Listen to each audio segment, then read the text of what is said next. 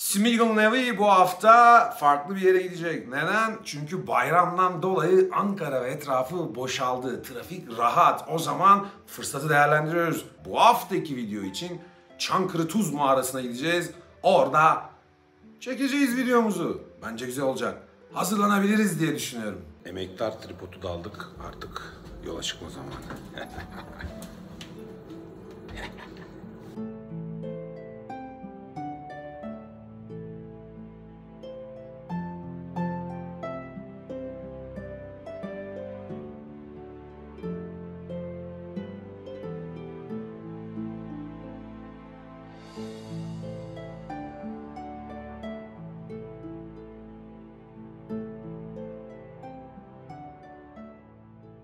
Oo, turistler geldi.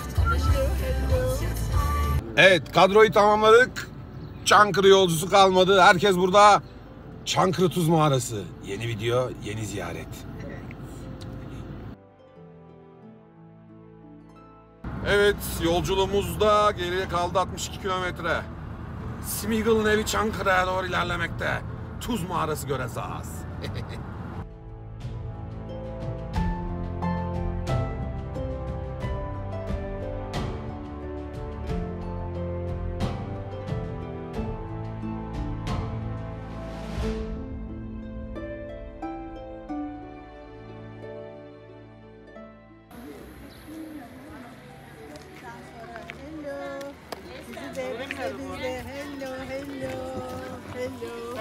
Kadro tamam.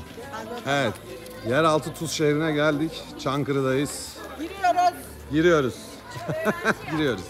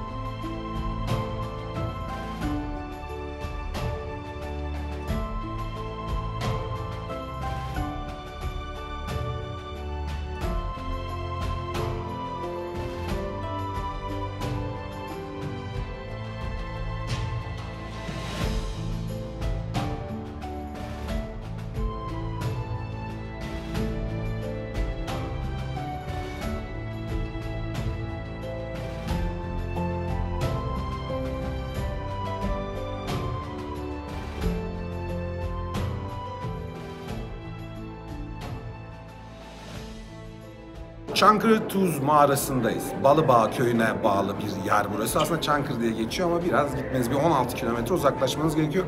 30 ila 24 milyon yıl önce oluşmuş bir tuz mağarası aslında. Evet, çökel tabakalar arasına sıkışıyor tuz ve tuz madenini bu şekilde buluyorsunuz. Genelde 200 ila 300 metreli derinlikte oluyor. Daha yukarıda farklı mineraller ortaya çıkıyor.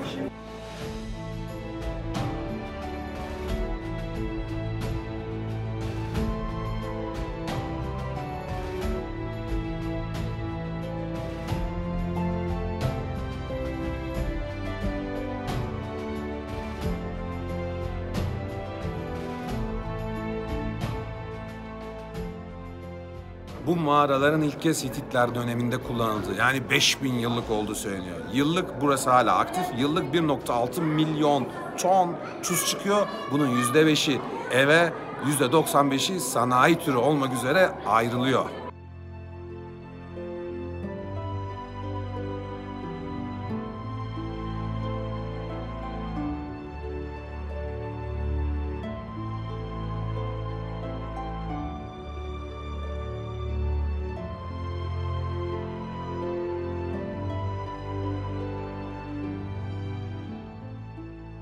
Eski dönemde tuz at ve eşek arabalarıyla çıkartıyor ve bu mağarada da bir eşek kadavrası bulunuyor aslında ve hiç bozulmamış bulunuyor. Neden mi?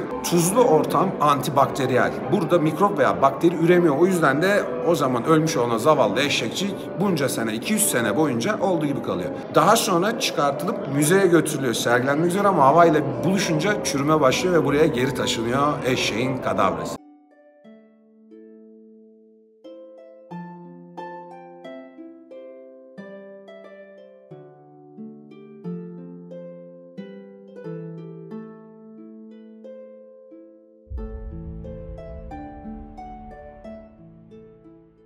Dediğim gibi burası aktif kullanılmaya devam ediyor. 6 ila 8 metre arası tavan yüksekliği var ve 8 kilometre devam eden bir mağaradan bahsediyoruz.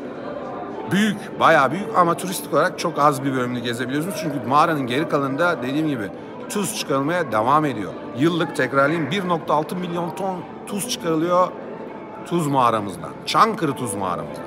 Bunların %5'i sofra tuzu, %95'i de sanayi tuzu olarak kullanılıyor.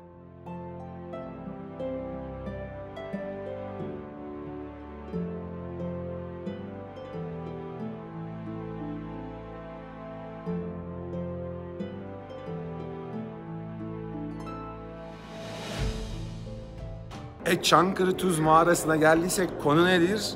Tabii ki cüceler ve madencilik. Cüceler İskandinav mitolojisinde birçok şeyle anılıyorlar. Taş, zanaatkarlık, açgözlülük, teknoloji, şans, metal işçiliği ve bilgelik. Dvergar deniyor. Çoğulu bu. Dvergar, tekili, cüce demek. İskandinav mitolojisinde. Tolkien evreninden bir alıntı yaparak başlayalım. Tolkien onları sert, savaşçı, taş ve işçiliği seven kişiler olarak tanımladı. Tolkien'in cücelerinin kökenleri İskandinav mitolojisine kadar uzanır. Ancak aslına bakarsanız İskandinav mitolojisinde Tolkien evreninin aksine madencilikle uğraşmıyor cüceler. Daha çok metal işçiliği yapıyorlar. Metal ve altın işliyor cüceler. Popüler kültüre bizim şu anki anladığımız madenci cüceyi kazandıransa J.R.R. Tolkien. Ve Tolkien tabii ki her zamanki gibi destanları ve folklor öğelerini kullanıyor. Germanik diller ve kadim İngilizce'de dverg diye anılıyor cüceler. Kadim İskandinav dilinde başta söylediğim gibi dverg diye anılıyor. Hint-Avrupa dillerinde ise dehaur diyorlar. Bu İngilizce karşı damage yani zarar veren. Bence mantıklı cücelerin o asabi yapılarını düşünürsek zaman zaman ortaya çıkan. Bu noktada belirtmemiz gereken İngilizce dwarf yani cüce kelimesi D-W-A-R-F ile yazılıyor. Bunu çoğul hale getirmek istedikten sonuna bir S koyuyorlar. Tolkien 1937'de şöyle bir şey söylüyor. Korkarım bu sadece kötü bir dil bilgisi parçası. Bir filolog için oldukça şok edici. Ama bununla yaşamak zorundayım. Ve bugün kullanılan o D-W-A-R-V-E-S yani o çoğul halini İngilizceye katan kişi Profesör J.R.R. Tolkien. Ancak profesörün farklı yaptığı şey de cüceleri madencilikle bu kadar bağdaştırmak. Kadim İskandinav mitolojilerinin metal zanaatkarları aslında cüceler. Ve folklorlarında çok ciddi bir yeri var ama Tolkien bunu biraz daha net derinleştirip o madeni de onlara çıkarttırıyor ve bu şekilde hem madenci hem demirci çoğunlukla da savaşçı karakterler oluyorlar. Ancak kadim İskandinav mitolojisinde farklı özellikleri de olduğunu unutmayalım cüceleri. Aslında videonun ana fikri cücelerin Orta Dünya evreniyle folkloru da o Orta Avrupa kültüründeki farklılıklarından bahsetmekti ama farklılık çok az. Birinde net madencilik var, diğerinde madenciliğin ve demirciliğin yani o demir zanaatkarlığın yanında bilgelik, şans, hayata dair daha sosyal bilimlerin de olduğu bir cüce kültürü ki bu İskandinav mitolojisinin temel taşlarından. Zaten Tolkien'in de hikayesinde İskandinav mitolojilerinden yararlandığını, o destanları değiştirip bir şekilde yorumlayarak hikayesine kattığını biliyoruz.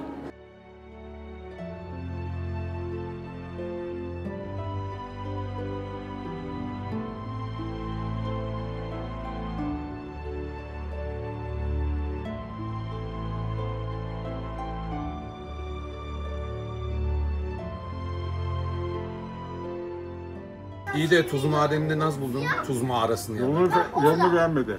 Tuz mağarasını beğendim ama yol nefret. Düşü tuz mağarası Bir de nasıl? ayrıca pardon bir şey daha ekleyeyim. Yemek yiyecek yer yok. Evet. Tuz mağarası güzel. Ama zaten ülkemizde genelde böyle mağaralar vesaireler birazcık çetrefilli yollardan oluşuyor. Sen de yoldan müzdaripsin. Evet, kabul edilebilir yani. Okay. Kral yorumlarını alalım. Tuz mağarası. Tuz mağarası harika bir yer. Bu yaşıma kadar bu kadar güzel, enteresan bir yer görmedim. Böyle güzel bir yere gelirken yollar kötü de olsa katlanılır. Bravo kral. Bekleriz. Bravo kral. Smeagol'un evi Çankırtuz mağarasındaydı. Burada cüceler ve madencilik, cüceler ve metal sanatkarlığı, aynı zamanda da bu muhteşem tuz mağarasından bahsettik. Smeagol'un evi fırsat buldukça bu Türkiye'min güzel değerlerini videolarına taşımaya devam edecek. Bugün de Çankırtuz mağarasını gezdik. Konuyu içine ekledik, yedirdik ve bence iyi bir video olduğunu düşünüyorum. Hemen ne diyorum? Videoları beğenmeyi, videolara alarm kurmayı, kanala üye olmayı lütfen unutmayın. Bizimle kalın, sağlıcakla kalın. Bir sonraki videoya kadar kendinize iyi bakın. Smeagol'un evinden hepinize kucaklar dolusu sevgiler dostlar. Hoşça kalın.